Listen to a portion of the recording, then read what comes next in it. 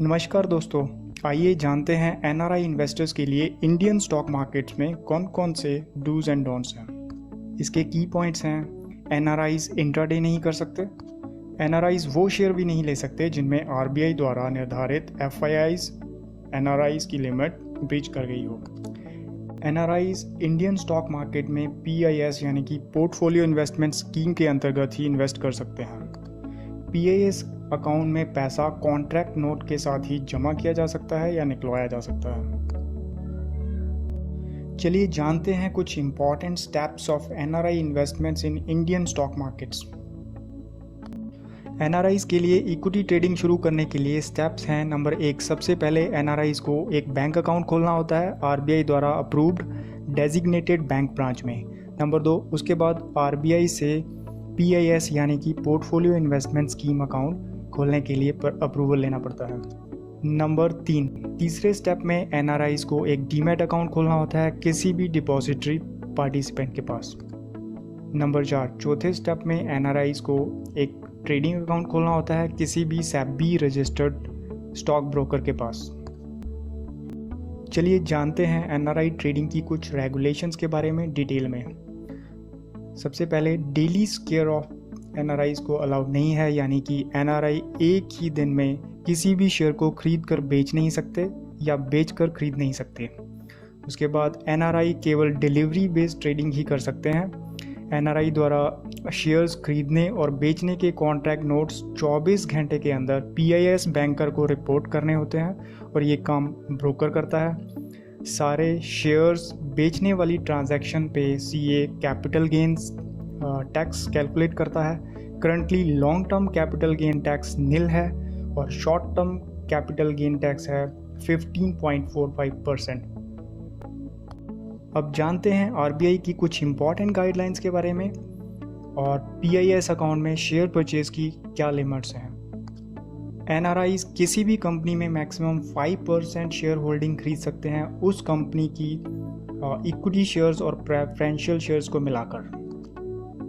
NRIs ओसीबीज यानी कि overseas corporate bodies दोनों को मिलाकर ओवरऑल इन्वेस्टमेंट सीलिंग लिमिट है 10% paid up equity shares of the company. RBI NRIs की इन्वेस्टमेंट पोजीशन को मॉनिटर करता है। डेजिग्नेटेड बैंक्स एनआरआईज एफआईआईज की इन्वेस्टमेंट पोजीशन को डेली बेसिस पर आरबीआई को रिपोर्ट करते हैं। जब कभी ये लिमिट अपनी कैप से 2% तक रह जाती है तो आरबीआई बैंक्स को कॉशन लिस्ट भेज देता है और जब ये लिमिट ब्रीच हो जाती है तो उस कंपनी को आरबीआई बैन लिस्ट में डाल देता है। बैन होने के बाद एनआरआई उस कंपनी के शेयर्स पोर्टफोलियो इन्वेस्टमेंट स्कीम के अंतर्गत नहीं ले सकते।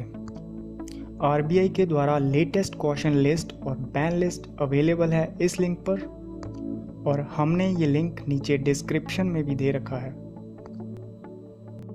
आइए जानते हैं कि अगर एनआरआईज या पीआईओस उन शेयर्स को खरीद लेते हैं जो कि बैंड लिस्ट में हैं तो क्या करना चाहिए।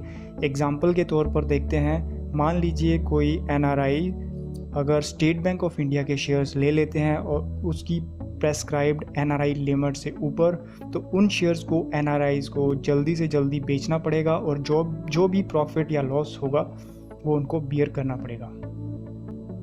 सो दोस्तों, अपनी मनी आप इंडिया में इन्वेस्ट कीजिए और ग्रो कीजिए। अकाउंट ओपनिंग कॉस्ट, इसको मेंटेन करने की कॉस्ट और ट्रेडिंग कॉस्ट बहुत ही कम होती है और एनआरआईज या एफआईआईज की लिमिट भी बहुत ही कम कंपनियों में ब्रीच हुई है और करंटली सिर्फ 8 से 10 ब्लू चिप कंपनीज ही अभी तक इस लिस्ट में हैं, जबकि बॉम्बे स्टॉक एक्सचेंज में लगभग 6000 कंपनीज लिस्टेड हैं।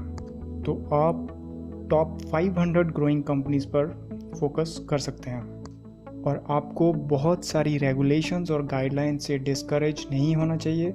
ये आप इजीली मॉनिटर कर सकते हैं। इसलिए आप अपना पैसा वर्ल्ड की one of fastest growing economies में लगाइए और इंडिया की ग्रोथ में पार्टिसिपेट कीजिए। एनआरआईज इंडिया के ब्रांड एम्बेसडर हैं दुनिया के हर कोने में। एनआरआईज इंडिया का प्राइड हैं। आप सबका धन्यवाद। Keep shining and keep smiling. दोस्तों, अगर आपने अभी हमारे चैनल को सब्सक्राइब नहीं किया है तो सब्सक्राइब कर लीजिए और देखते रहिए लेटेस्ट आईपीओ रिव्यूज़ और जानिए शेयर मार्केट के बारे में और भी बहुत कुछ। धन्यवाद। जय हिंद।